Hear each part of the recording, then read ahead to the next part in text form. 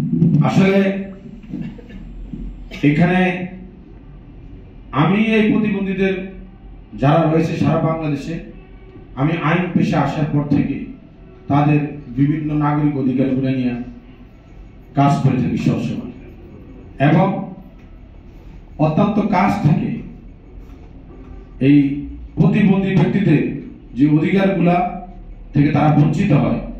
তারা তাদের প্রাপ্য থেকে বঞ্চিত হয় আমাদের রাষ্ট্র ব্যবস্থায়, রাষ্ট্র কাঠামো ব্যবস্থায়, সমাজ ব্যবস্থায়, সেটা আমি অত্যন্ত তীক্ষ্ণভাবে পর্যবেক্ষণ করেছি, দেখেছি। আমি ব্যক্তিগতভাবে এই প্রতিবন্ধী ব্যক্তিদের বিষয়গুলা হৃদয় দিয়ে ধারণ করি। আমি আজকে যারা রাষ্ট্রের পরিচালনা করে বিভিন্ন পেশাজীবী সংগঠন রয়েছেন, বিভিন্ন এনজিও রয়েছেন, যারা প্রতিবন্ধী ব্যক্তিদের অধিকার, বিভিন্ন শ্রেণী পেশার অধিকার নিয়ে কাজ করেন, তাদের উদ্দেশ্যে আমি বলবো যে আমাদের সংবিধানে সুস্পষ্টভাবে 28(4) বলা রয়েছে যারা পিছিয়ে পড়া জনগোষ্ঠী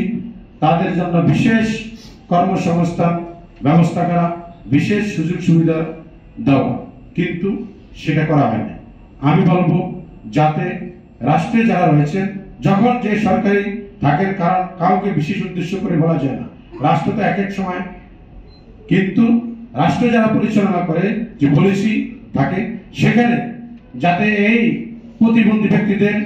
অধিকারগুলো সুরক্ষিত থাকে সে ব্যাপারে কঠোর পদক্ষেপ নেবে আমি বলে আশা করি। এর পাশাপাশি আমি আপনাদেরকে আশ্বস্ত করতে চাই, আমি যেহেতু আপনাদের পাশে আছি, আপনারা আমাকে পাশে থাকার সুযোগ দিয়েছেন, এজন্য আমি আপনাদের প্রতি কৃতজ্ঞ। আমি নানান সময় নানান কাজে ব্যস্ত থাকলেও আমি আজকের এই উপস্থিতির মাধ্যমে আমি বলে যেতে চাই যে আপনাদের যে অধিকারগুলো রয়েছে সমাজের, রাষ্ট্রের সর্বক্ষেত্রে আপনাদের যাতে অন্তর্ভুক্তি হয়, আপনাদের অধিকারগুলো বাস্তবায়ন হয়, সে ব্যাপারে যে কোনো পদক্ষেপ গ্রহণ করবো আমি সবার সাথে আলাপ আলোচনার ভিত্তিতে জানি। আর আমি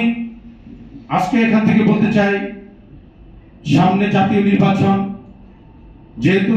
আমাদের সংবিধান সুরক্ষা, প্রতিবন্ধী সুরক্ষা আইন সহ অন্যান্য যে সমস্ত রুলস রয়েছে, যেহেতু আমরা জাতিসংঘের স্বাক্ষরকারী একটি রাষ্ট্র, প্রতিবন্ধীদের আইন অধিকার সুরক্ষার জন্য, সেজন্য আমাদের একটা বাধ্যবাধকতা রয়েছে। এক্ষেত্রে আমাদের রাষ্ট্রের যে বিভাগ রয়েছে, রাষ্ট্রের যে সচিবালয় রয়েছে, প্রতিবন্ধী ব্যক্তিদের অধিকারগুলা সংরক্ষণ করার জন্য তারা যথাযথ পদক্ষেপ গ্রহণ করবেন, এই উদাত্ত আহ্বান আমি জানাচ্ছি। আমি বলবো সামনে জাতীয় নির্বাচন, এই জাতীয় নির্বাচন উপলক্ষে আমি কোনো নির্দিষ্ট রাজনৈতিক গোষ্ঠী নয়, যেহেতু সামনে নির্বাচন, প্রতিটি রাজনৈতিক দলই তাদের নির্বাচনী ইশতেহার ঘোষণা করবে। আমি মনে করব, আমি তাদের কাছে উদাত্ত আহ্বান জানাবো যে বাংলাদেশ জাতীয়তাবাদী দল সহ অন্যান্য যে রাজনৈতিক দলগুলো রয়েছে, তারা তাদের যে নির্বাচনী ইশতেহার, সেখানে প্রতিবন্ধী ব্যক্তিদের অধিকার, কর্মসংস্থান এবং তাদের অধিকারগুলো বাস্তবায়ন করার জন্য সুস্পষ্ট লিপিবদ্ধ আকারে ইশতেহার পেশ করবে।